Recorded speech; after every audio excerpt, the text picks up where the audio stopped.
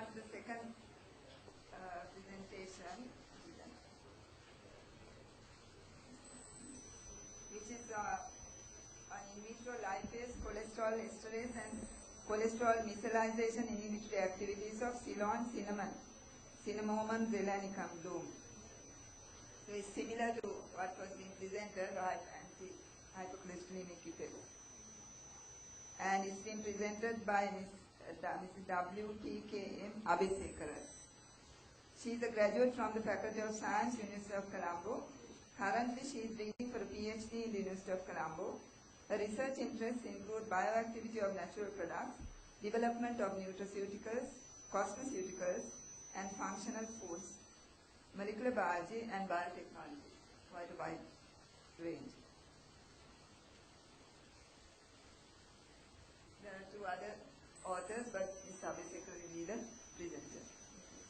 Good afternoon, everybody.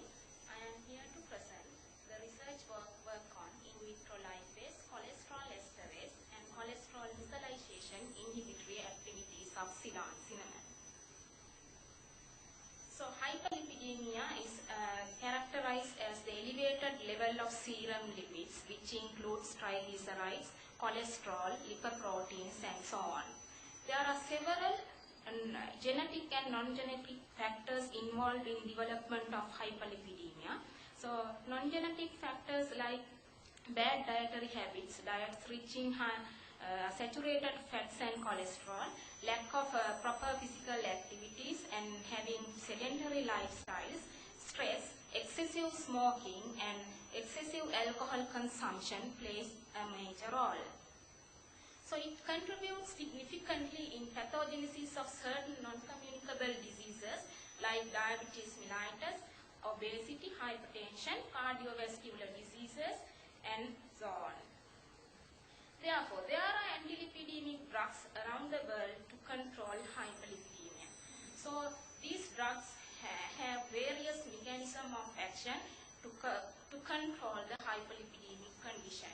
So the main mechanisms include inhibition of synthesis of lipids and inhibition of absorption of lipids and inhibition of digestion.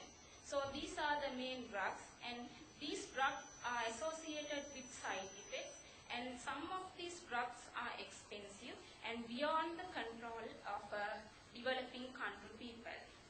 Therefore, there is a trend for natural products having antilipidemic properties. So in that case, our interest is on Ceylon cinnamon.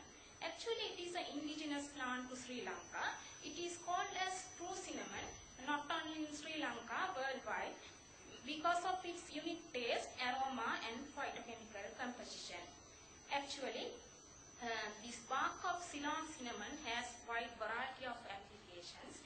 It is used in culinary purposes, beverage industries, cosmeceutical industries, pharmaceutical, and so on. Actually, we produce more than 90% true cinnamon for the world market, which accounts nearly 14% of total cinnamon export around the world. So in year 2010, the foreign export earning was $85 million and which was 54% from total cinnamon. Actually, the bark of Ceylon cinnamon, Cinnamomum zeylanicum, has a wide variety of health benefits worldwide, including different biological activities.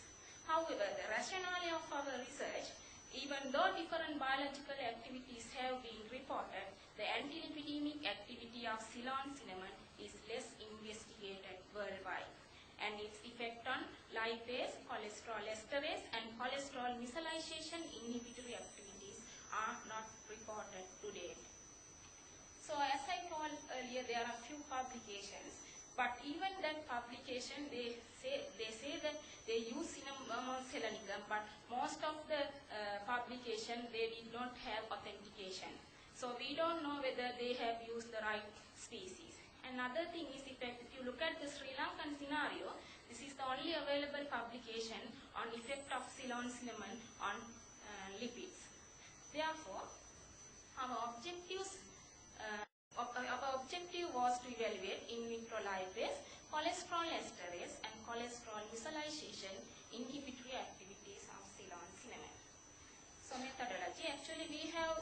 alba grade bark samples, because cinnamon there are different grades according to the thickness of the bark. So alba has the highest price in world market. So we use alba, and then they were powdered bark we have extracted into ethanol and dichloromethane methanol, then centrifuge, filtered, concentrated and freeze-dried. Those freeze-dried extracts were used to evaluate these antilipidemic assays. Actually, we have studied antilipidemic activity via 3 assays. So I will explain each assay one by one. So first one is anti-lipase assay. Actually, lipase is the key enzyme responsible for the breakdown of lipids. So in that case, we look at the inhibition of lipid, thereby reducing the lipids. So in this case, we use synthetic paranitrophenyl butyrate as the substrate. So butyrate is a fatty acid bound to the paranitrophenol. So what happens with the presence of enzyme? It will produce paranitrophenol. So the production of paranitrophenol is directly proportional to the enzyme activity.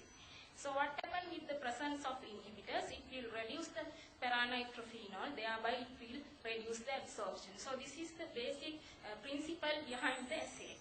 So we compare our results compared to control.